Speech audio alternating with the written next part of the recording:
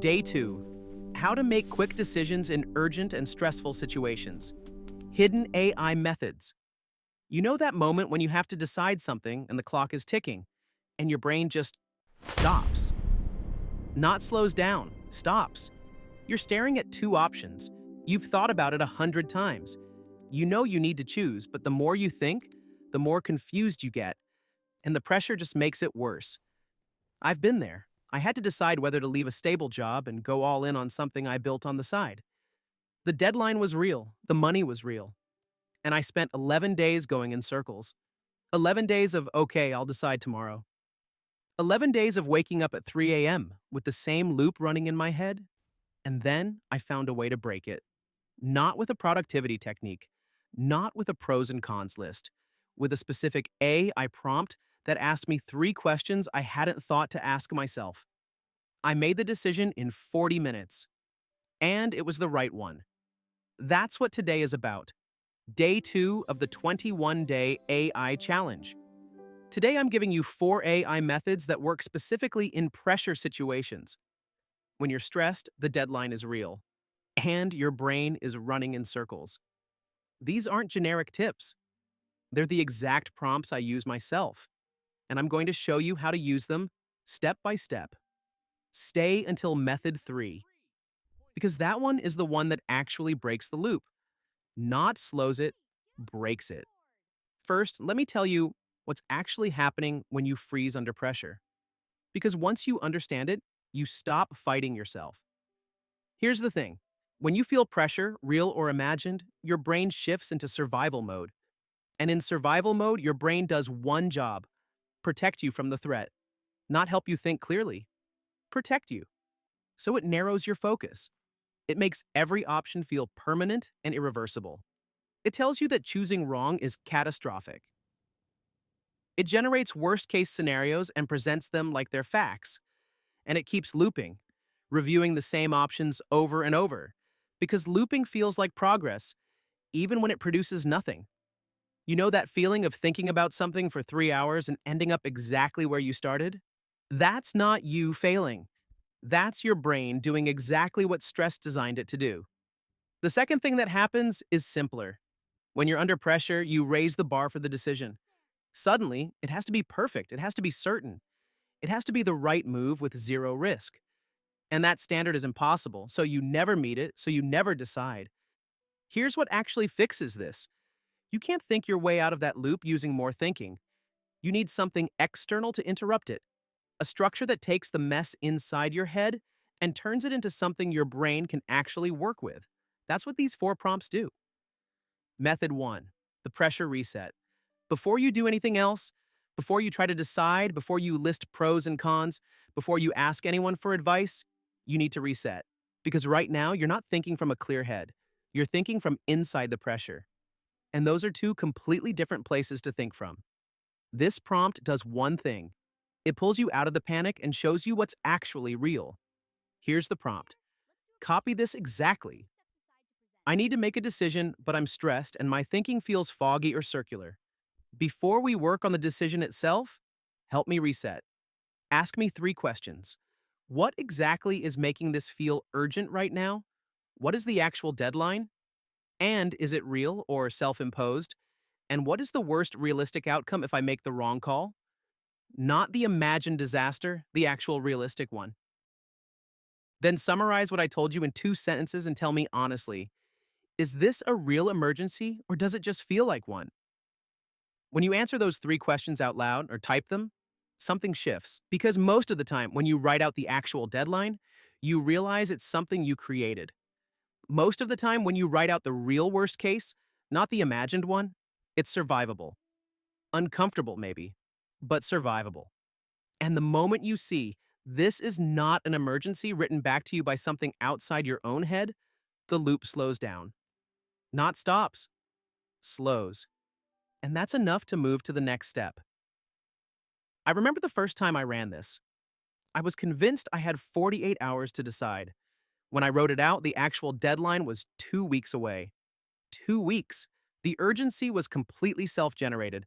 That one realization saved me days of stress. Method 2, the decision frame. Okay, so you've reset. Now let's talk about why your decision still feels impossible to make. 9 times out of 10, it's because you're asking the wrong question. Should I take this job or not? That's a bad question. Should I stay or leave? Bad question. Why? Because yes/no questions force your brain into conflict mode. You're not thinking about what you need. You're just defending one option against another. Back and forth. Forever. The better question is always, what do I actually need here and which option gets me closer to that? Here's the prompt. Copy this. Help me frame this decision properly. The decision I think I'm facing is describe it. First, tell me, am I asking the right question? Or is there a better way to define what I actually need here? Then, help me identify my two most important criteria for this decision. What good enough looks like. Not perfect, just good enough, and what I already know that's enough to decide. Don't give me the answer, give me the frame. Notice the last line. Don't give me the answer, give me the frame. That's on purpose. If you ask AI to just tell you what to do, you won't trust it. You'll loop back to second guessing. But if AI helps you see the decision more clearly, your own answer surfaces naturally. When you run this, you'll usually find one of three things. Either you were asking the completely wrong question, or you already know the answer but are scared to say it out loud, or you're missing one specific piece of information. Just one, not 12. Any of those discoveries cuts the decision time in half, usually more. Method 3, the 10-minute clarity protocol. Okay, this is the one I mentioned at the start. This is the method that actually broke my loop when I was deciding about the job, and I've used it at least 30 times since. Every single time, by the end of the prompt, I know what to do. Not because AI told me, because the structure forced me to tell myself. Here's what most people do when they try to decide something hard. They mix everything together: their feelings, the facts, what other people think, what they're afraid of, what they secretly want, all in one giant blurry pile. And then they try to analyze the pile, which is why it feels impossible. This protocol separates those three layers: feelings first, facts second, values third, in that order. Because that's actually how humans make their best decisions. Not by suppressing emotion, but by processing it first, then adding logic, then checking against what actually matters to you. Here's the prompt. Copy this. Run a 10-minute decision clarity protocol for me. The decision is describe it. Do this in 3 steps. Step 1, emotional honesty. Ask me what I'm actually afraid of, what I secretly want, and what I would choose if nobody was watching and there were no consequences. Don't analyze anything yet, just help me surface it. Step 2, the facts only. List the 3 most important facts about each option. Not feelings, not possibilities. Only what I know for certain. Step 3, values. Check. Ask me which option I could explain to my future self in 1 year without feeling like I sold myself out. Then, after all 3 steps, give me one clear sentence. Based on everything above, the clearer direction is X because Y. Don't be vague. Give me a real direction. The magic is in step 1, the emotional honesty step, because most of us skip that. We go straight to logic and wonder why we're still stuck. But the feelings don't disappear when you ignore them. They just run in the background, quietly blocking every logical conclusion you reach. When you write out, I'm afraid of being judged, or I secretly want to quit, but I'm embarrassed to admit it, that stuff loses power. It becomes a fact you can work with instead of a fog you're drowning in. And by step 3, the answer is almost never surprising. It's usually the thing you already knew. You just couldn't hear it through the noise. Method 4, the regret minimizer. So now you know what to do, but you still can't do it. Sound familiar? You have clarity, but you can't commit. Because commitment feels permanent, and permanent feels terrifying. This is one of the most common traps in pressure decisions. Your brain says doing nothing is safer than doing something, even when doing nothing is actually the most expensive choice you can make. This last prompt breaks that pattern in a really specific way. Here's the prompt. Copy this. I know what I probably need to do, but I can't commit to it. Help me with 2 things. First, the regret test. Ask me to imagine I'm 85 years old looking back at this moment. Which choice would I regret more, the one I'm afraid to take or playing it safe? And what is the actual cost of deciding nothing today, not the emotional cost, the practical one? Second, give me a micro commitment, the smallest possible action I could take in the next 24 hours that moves me toward the clearer option without requiring a full commitment. Something so small it almost feels too easy. The 85-year-old question sounds cheesy until you actually do it, and then it hits different. Because from that distance, the fear of judgment disappears. The short term risk looks tiny, and what's left is just, did I try or did I protect myself? The micro commitment at the end is the part most people underestimate. Send one email, write one paragraph, make one call. That's it, not the full decision. One small move.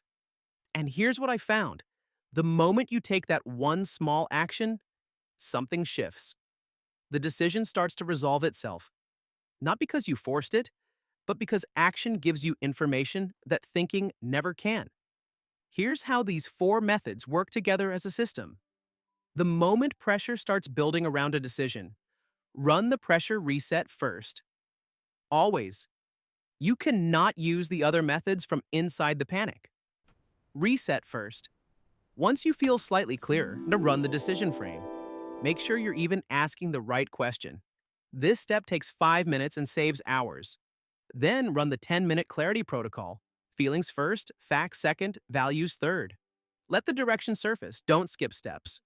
If you know the direction but still can't move, run the regret minimizer. Get the micro commitment. Take that one small action within 2 hours. The whole system takes 20 to 30 minutes. For decisions that people lose weeks to, 2 rules before you go use this. Rule 1. Don't use AI to keep researching instead of deciding. If you're running prompts for an hour and still not moving, you're using the tool to avoid, not to decide. One session, one direction, one action. Rule 2. Once the clarity protocol gives you a direction, act within 2 hours.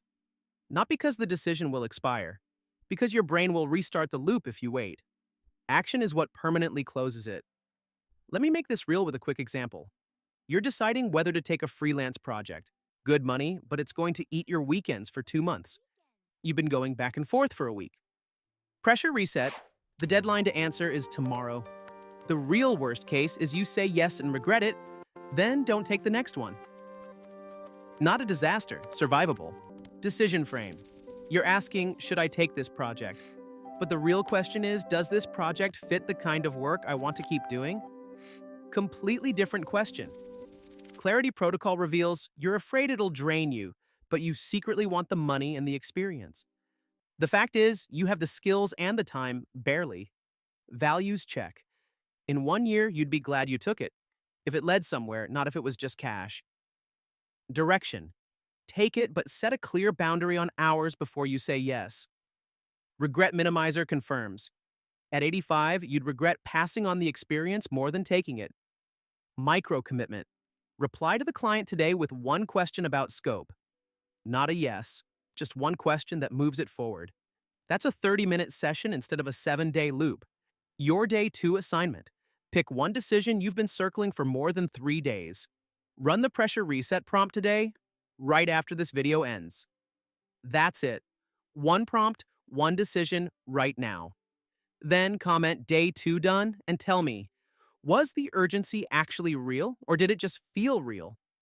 I'm genuinely curious what patterns show up across everyone doing this challenge. All 4 prompts are pinned in the top comment. Free, copy and paste. Subscribe, because day 3 is tomorrow. I'll show you how to use AI to rebuild your focus when your attention is completely shattered. Not a discipline talk, an actual method that works even on your worst days. See you tomorrow.